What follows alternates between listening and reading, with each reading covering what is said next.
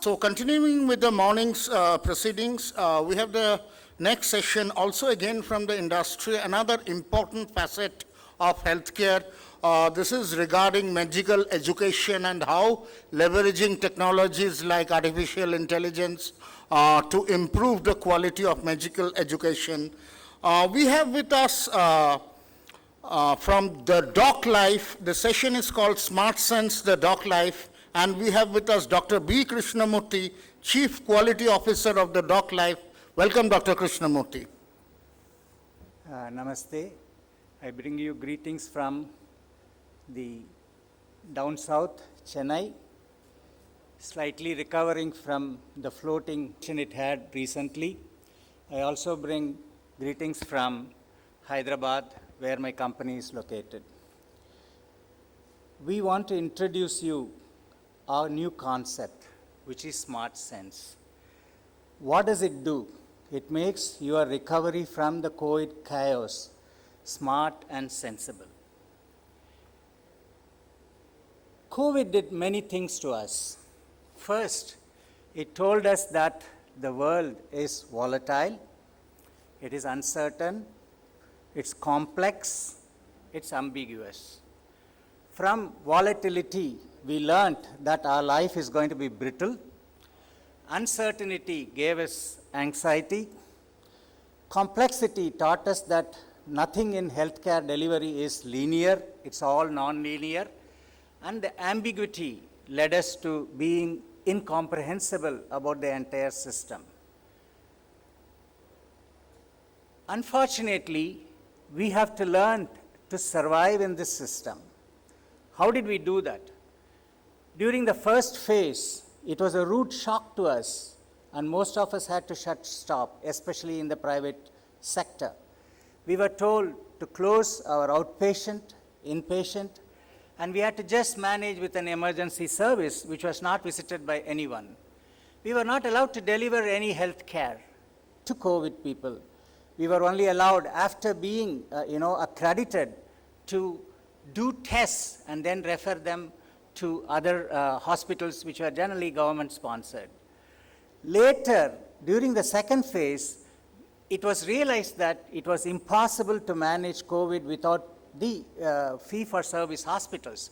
We were allowed to increase, and then we were allowed to start separate centers for managing mild cases, centers for managing moderate cases, and increase our intensive care services for managing the severe patients.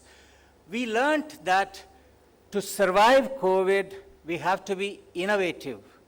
We have to be resilient.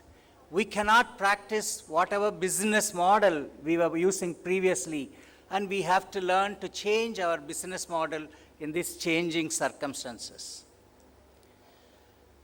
The top managers always have issues. They have to not only manage the operations. In addition to that, over the last 22 decades or so, what has been told is that if you have to make your process efficient, your organization efficient, you got to ensure that the IT enablement has to happen. Therefore, every organization, healthcare organization, especially in the private sector, enabled their entire organization IT. How did they do it? They started from ambulance, registration, billing, admission, discharge, pharmacy, laboratory, radiology, everywhere, and including the patient care management and medication management. But after doing this, we were told that IT will improve patient satisfaction and profitability. The problem is, did the IT system deliver these benefits? Do we have verifiable data to answer this question? So I still do not know whether we have. Now, on top of this, we receive multiple advice from different people. The IT system tells us that we have to upgrade to a better system so that we can implement technology better and deliver better. The process expert tells us that you have to use either Six Sigma or lean management to improve your process so that you become better. On the other side, the accreditation experts and the quality experts tell us that it's important that you have NABH or JCI or other accreditation and certification to improve yourself. So which advice should we follow? This is where the problem is there for the top management today. The top management of a hospital today has too many balls to juggle. On one side, the legality is there. Every day a new law comes, every day a new rule comes, and we have to be able to manage that. On the other side, we have to be ethical while doing so. This ethics relates to business ethics, social ethics, ethics related to medicine, ethics related to nursing, and other ethics. On the other side, we have the media, which is watching every move of us, and they don't praise us when we do good, but they criticize us when we do wrong. We have had very big problem during staff retention, especially during COVID times. We had to let some of our staff go. We had to ensure that our staff are paid less, and we had to actually getting them back is also a big problem. Public perception is not very good regarding at least fee-for-service hospitals. We are perceived to misuse drugs, misuse tests, misuse surgeries and procedures. And finally, our shareholders are at our throat expecting us to produce better ROI and EBITDA.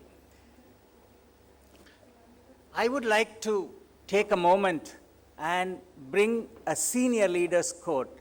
In fact, this senior leader was also my once ex-employer. Reducing operational overheads is twice as valuable as increasing footfalls. Every hospital wants to scale up its services. Every hospital wants to increase its scope. Every hospital wants to do more procedures, more surgeries.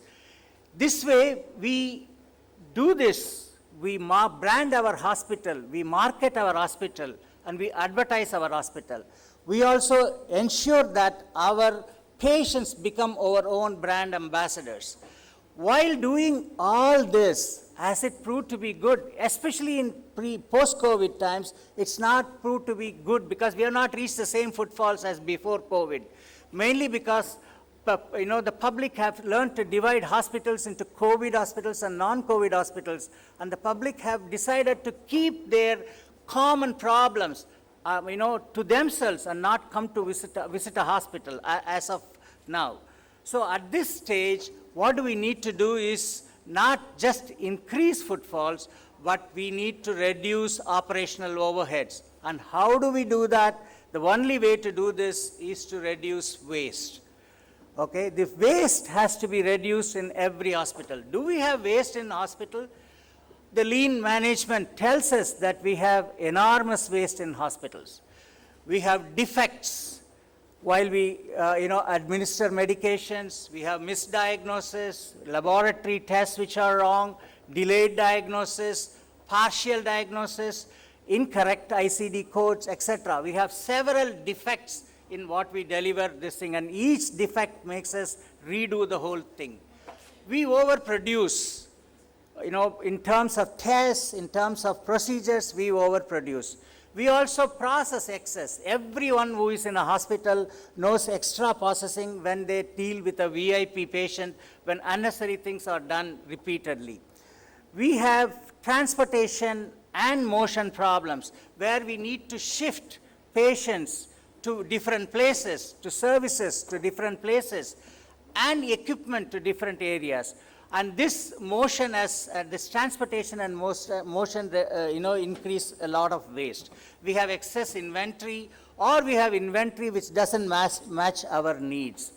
And we also have staff which we don't use them fully, and we also have great staff attrition. On top of all this, I want to focus on one thing: waiting. As an anesthetist, I have always waited for something.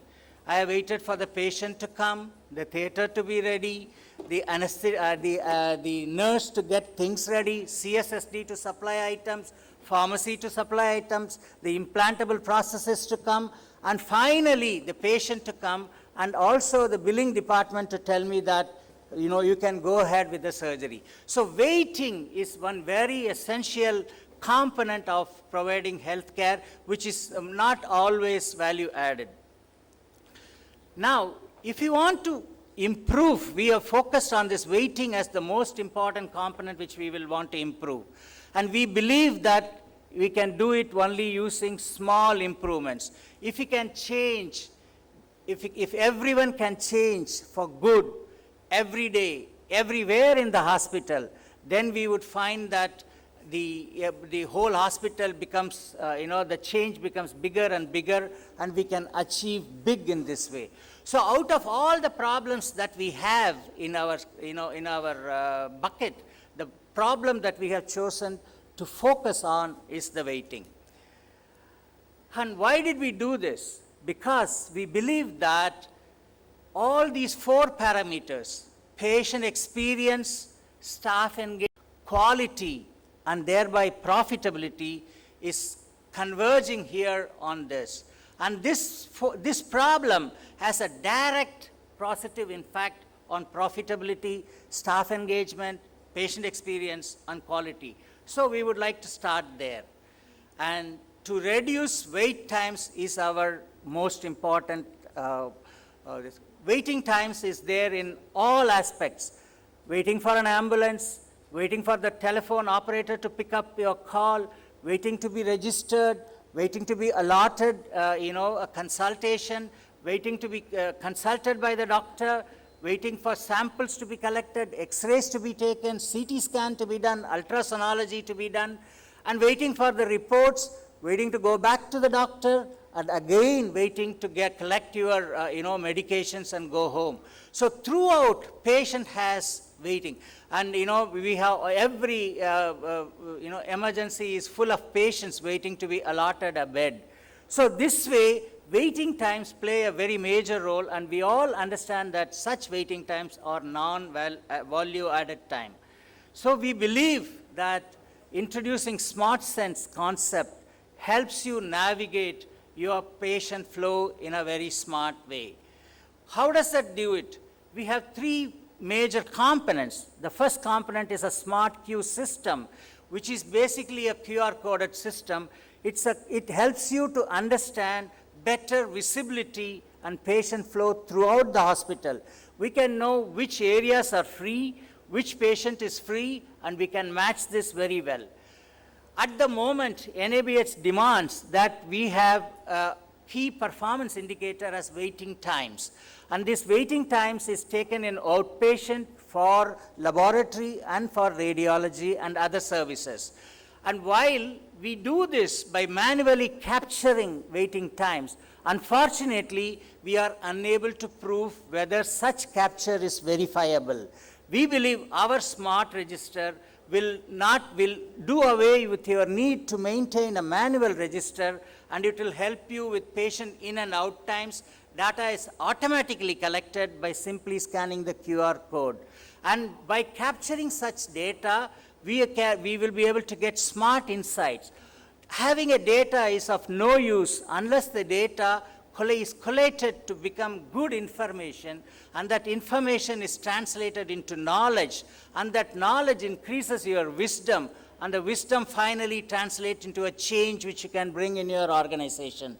So we strongly believe smart queue, smart register, and smart insights makes smart sense in managing your hospital. We believe by using our new concept, we can reduce wait times, you can increase patient visits, also increase the number of patients which you can handle, and we can increase patient satisfaction by a reasonable percentage. And by doing all this, we believe that you will be able to increase your hospital profitability. We request you to kindly consider our offer. We have a breakthrough for the first 3 customers who sign up with us. We have an irresistible offer of up to 2 lakh worth of hardware installation in your hospital for free. I request you, all of you who have taken time, the COVID warriors, to come here and be physically present, to visit our cabin and speak to us, our technology experts, and we will be able to understand your problem, and we will be able to give you more details and work with you. I thank you for your I thank you for your presence here. I thank you for your patient hearing. We are Conclave, dedicated to discovery and committed to care. Thank you very much.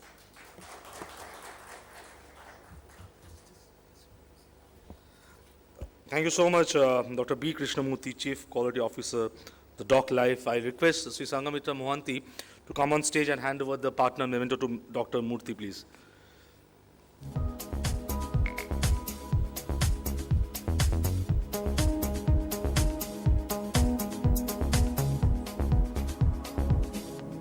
Come on, baby. Thank you so much.